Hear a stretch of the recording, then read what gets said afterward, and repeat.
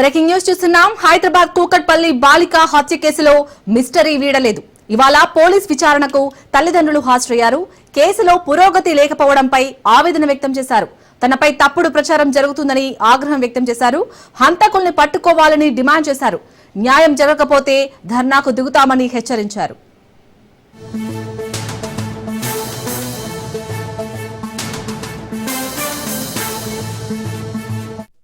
అంతా కూడా ఇంతవరకు ఎవరికి దొరకట్లేదు, పోలీస్ వాళ్ళకి దొరకట్లేదు, క్లూ దొరకట్లేదు. ఇది ఎవరు చేశారో ఏం అర్థం అవ్వట్లేదు.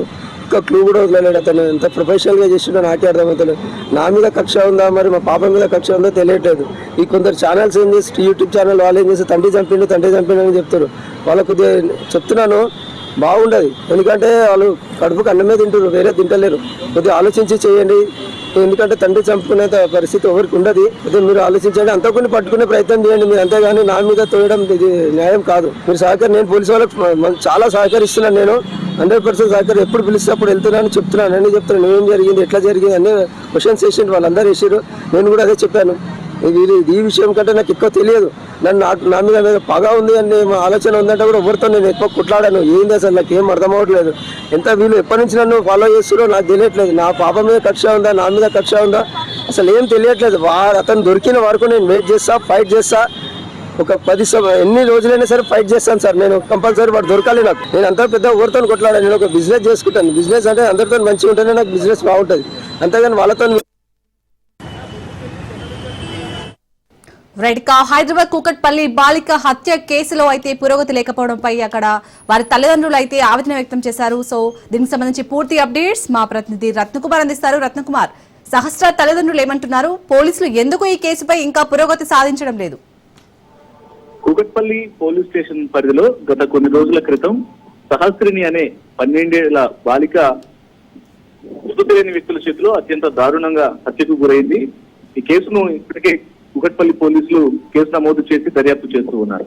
అయితే పాప జరిపోయి 5 రోజులు గడుస్తూ ఉన్నప్పటికీ కూడా ఇప్పటి వరకు కేసులో ఎటువంటి పురోగతి లేకపోవడం, హత్య చేసినటువంటి వ్యక్తులు ఎవరు అనేది కూడా పోలీసులు గుర్తించలేకపోవడంతో తల్లిదండ్రులు ఆగ్రహం వ్యక్తం చేస్తున్నారు. ఈ క్రమంలోనే పోలీస్ స్టేషన్ ఎదుట ఆందోళన చేస్తున్నటువంటి పరిస్థితి ప్రస్తుతం కనిపిస్తోంది. అసలు పాపను హత్య చేయాల్సినంత అవసరం ఎవరికి ఉంది, మాకెవరితోనూ గొడవలు లేవు, అనుమానాలు లేవు అని తల్లిదండ్రులు ఆవేదన వ్యక్తం చేస్తూ ఉన్నారు. బయట నుంచి ఎవరు రాలేదు, సీసీ ఫుటేజ్ ఆధారంగా పోలీసులు ఎవరు రాలేదని చెప్తూ ఉన్నారు.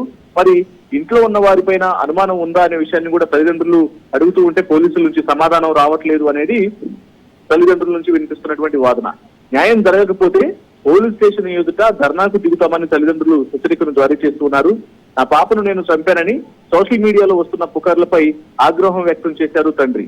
హంతకుడు దొరికేంత వరకు ఎన్ని రోజులైనా పోరాటం చేస్తానంటూ కూడా తండ్రి గట్టిగా చెబుతూ ఉన్నారు. చిన్న వ్యాపారం చేసుకునే నాకు ఎవరితోనూ శత్రుత్వం లేదు.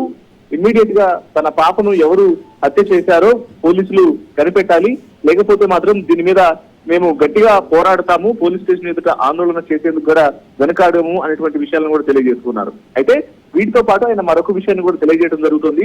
మరి ఆ సీసీ ఫుటేజ్లలో ఎవరు కూడా లోపలికి వెళ్తున్నటువంటి దృశ్యాలు కనిపించలేదు అని పోలీసులు చెబుతూ ఉన్నారు.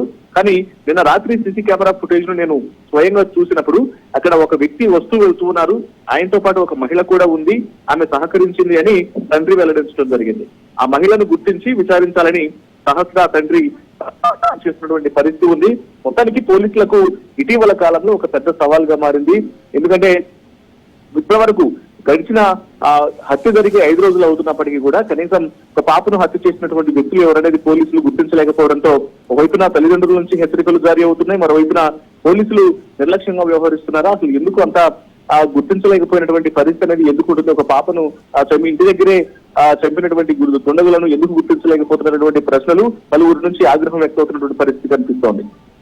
రత్న, ఇందాక సహస్ర వాళ్ళ తండ్రి చెప్పినప్పుడు అంటే సీసీ కెమెరాలో పోలీసులు అయితే ఎవరు వెళ్ళట్లేదని చెప్పారు, బట్ వాళ్ళ తండ్రి మాత్రం చెప్తున్నాడు ఒకరు వెళ్లారని. సో ఆ కోణంలో పోలీసులు ఎంక్వైరీ చేస్తున్నారా మరి సహస్ర తండ్రి చెప్పిన వివరాలు తీసుకొని? అయితే సీసీ ఫుటేజ్ లను పరిశీలించినప్పుడు ఎవరు లేరు అనే విషయాన్నే ఒకవైపున పోలీసులు చెబుతూ ఉంటే తాను స్వయంగా సీసీ ఫుటేజ్ ను చూశాను. సీసీ ఫుటేజ్ లో మాత్రం ఒక వ్యక్తి అక్కడక్కడే తిరుగుతూ ఉన్నాడు.